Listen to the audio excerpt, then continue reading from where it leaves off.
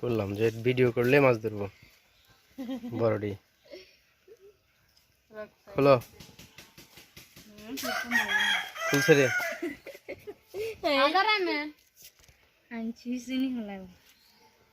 এটাই মনে হয় এখন পর্যন্ত সেরা না কি দেখছি খুলছ না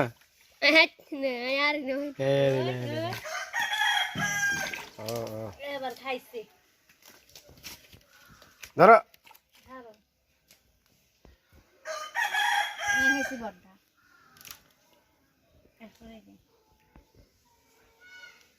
খাইছে রে কোন দিকে ঢুকেছে